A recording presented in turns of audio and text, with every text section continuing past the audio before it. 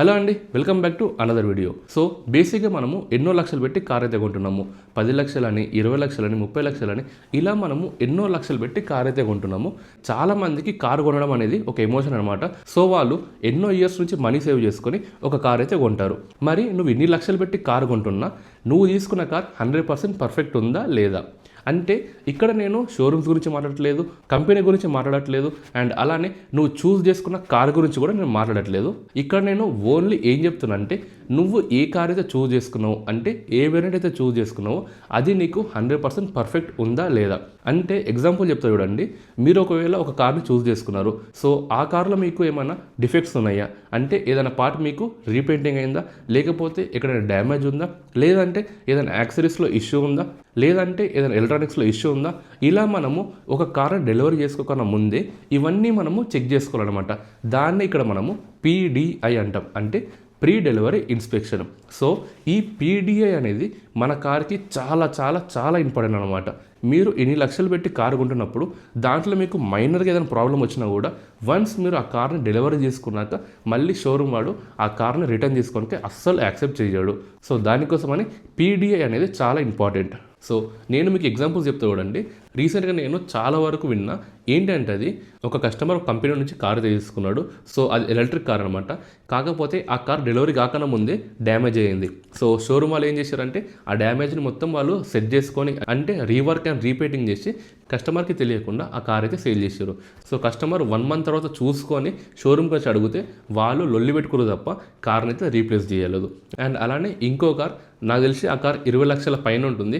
ఆ కార్ తీసుకున్న 1 monthకి front tyre అయితే పగిలిపోయింది. సో వాళ్ళు హైవేలో ట్రావెల్ చేస్తున్నప్పుడు ఫ్రంట్ టైర్ అయితే పగిలిపోయింది. దీనివల్ల మేజర్ యాక్సిడెంట్ అయితే అయింది. కాకపోతే అందరు సేఫ్గానే ఉన్నారు.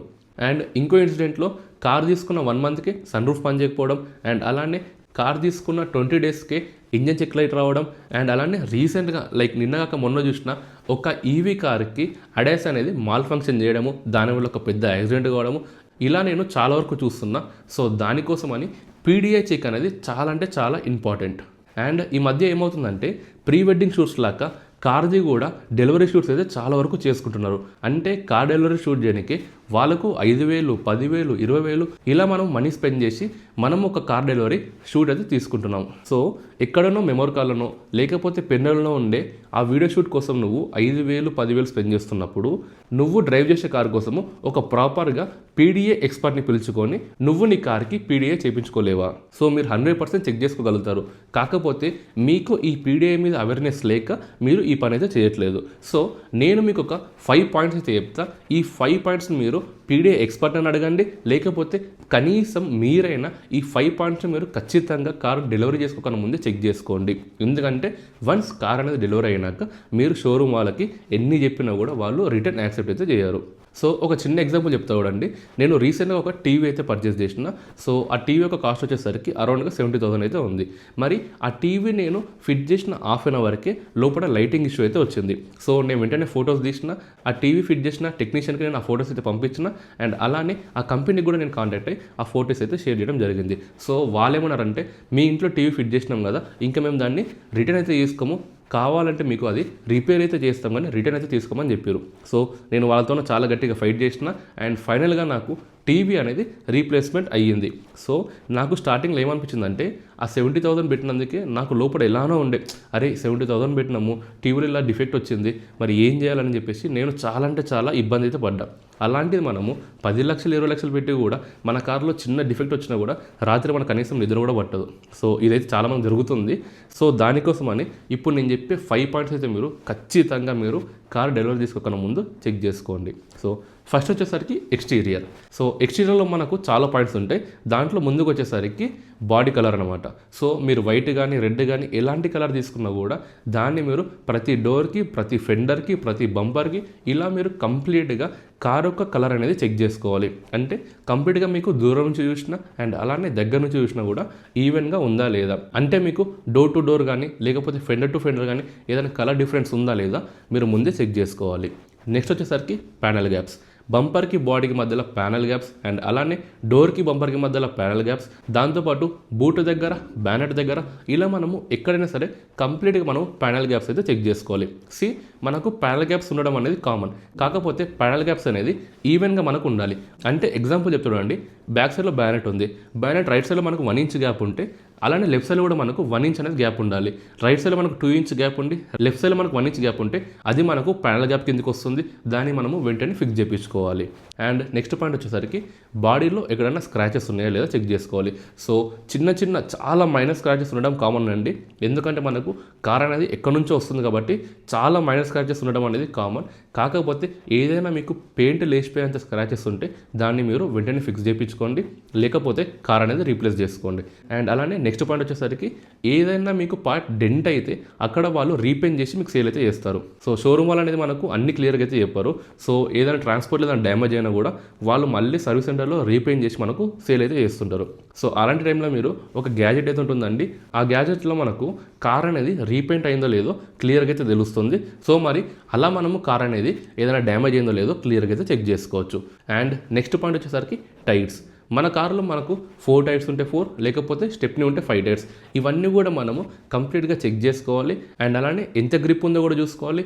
దాంతోపాటు ఎప్పుడు మ్యానుఫ్యాక్చర్ అయింది అండ్ అలానే అన్ని టైర్స్ ఒకటే కంపెనీ ఉన్నాయో లేవో కూడా క్లియర్గా మనము చెక్ చేసుకోవాలి.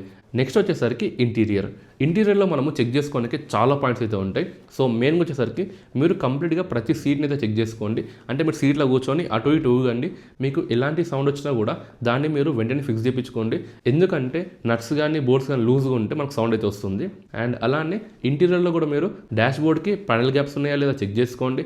దాంతోపాటు కార్ యొక్క రూఫ్ని కూడా చూడండి, అక్కడ కూడా మీకు ఏమన్నా స్క్రాచెస్ ఉన్నాయా లేదో కనిపిస్తాయి. అండ్ అలానే సెంట్రల్ కన్సోల్ని కూడా చూడండి, సెంట్రల్ కన్సోల్లో కూడా మీకు ఏమైనా ప్యానల్ గ్యాప్స్ కానీ స్క్రాచెస్ కానీ ఉంటే మీకు క్లియర్గా అయితే కనిపిస్తాయి. సో ఇలా మనము ఇంటీరియర్లో చాలా క్లియర్గా మనమైతే పీడిఏ చేయాలి.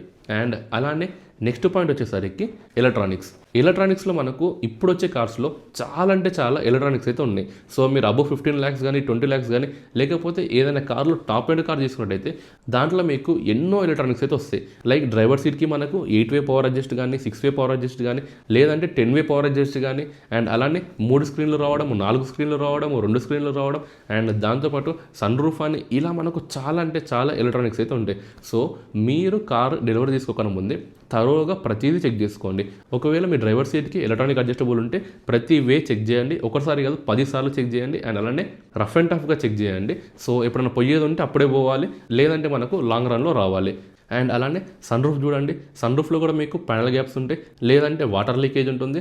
అండ్ దాంతోపాటు స్క్రీన్స్ కానీ ఇన్ఫోటైన్మెంట్ సిస్టమ్ కానీ దాంట్లో అన్ని ఫీచర్స్ వర్క్ చేస్తున్నాయా లేదా, ఒకవేళ అడాస్ ఉంటే అడాస్ని కూడా మీరు కంప్లీట్గా చెక్ చేయండి. అండ్ అలానే కార్లో ఉన్న ప్రతి ఒక్క ఎలక్ట్రానిక్స్ని మీరు కంప్లీట్గా చెక్ చేయండి. సో ఏదైనా ఎలక్ట్రానిక్స్లో డిఫెక్ట్స్ ఉంటే వాళ్ళకి చెప్పండి, మాకు ఈ కార్ వద్దు, ఇంకో కార్తో రీప్లేస్ చేయమని. అండ్ నెక్స్ట్ పాయింట్ వచ్చేసరికి లైట్స్ అనమాట. ఇప్పుడు వస్తున్న టాప్ ఎండ్ కార్స్లో చాలా లైట్స్ అయితే వస్తున్నాయి. లైక్ ambient లైట్స్ అని, ఫ్రంట్లో కనెక్టెడ్ DRL, రియర్లో tail lamp, connected tail lamp, head lights, indicators, fog lamps, దాంతోపాటు రూఫ్ లైట్స్, రూఫ్లో కూడా మళ్ళీ ambient లైటింగ్, ఇలా మనకు చాలా వరకు లైటింగ్స్ అయితే వస్తున్నాయి. సో మరి మీరు కంప్లీట్గా ప్రతి ఒక్క లైట్ వర్క్ అవుతుందో లేదో ప్రతిదీ ఆన్ చేసేసి చెక్ చేసుకోండి. సో మీరు ఎక్కడ కూడా బద్ధకం అయితే చేయకండి, ఎందుకంటే మీరు ఎన్నో లక్షలు పెట్టి కారు కొంటారు కాబట్టి దాంట్లో మీకు ఏ డిఫెక్ట్ వచ్చినా కూడా మళ్ళీ రీప్లేస్ అయితే అయ్యారు. ఇదైతే మీరు గుర్తుపెట్టుకొని కంప్లీట్గా మీరు ప్రతి లైట్ని ఆన్ చేసి చెక్ చేసుకోండి. అండ్ నెక్స్ట్ పాయింట్ వచ్చేసరికి యాక్సెసరీస్. ఈ యాక్సెసరీస్లో ఇప్పుడు వస్తున్న కార్లో ఏంటంటే స్టెప్ని అనేది వాళ్ళు ఇవ్వట్లేదు. సో దాని ప్లేస్లో మనకు పంక్చర్ కిట్ అని ఇస్తున్నారు. దాంట్లో మీకు టైర్ ఇన్ఫ్లేటర్ ఉంటుంది అండ్ అలానే పంక్చర్ కిట్ ఉంటుంది, దాంతోపాటు ట్రయాంగిల్ సింబల్ అని ఇలా మనకు కార్కి ఎన్నో యాక్సెసరీస్ అయితే ఉంటున్నాయి. సో అవన్నీ కూడా మీరు కంప్లీట్గా చెక్ చేసుకోండి.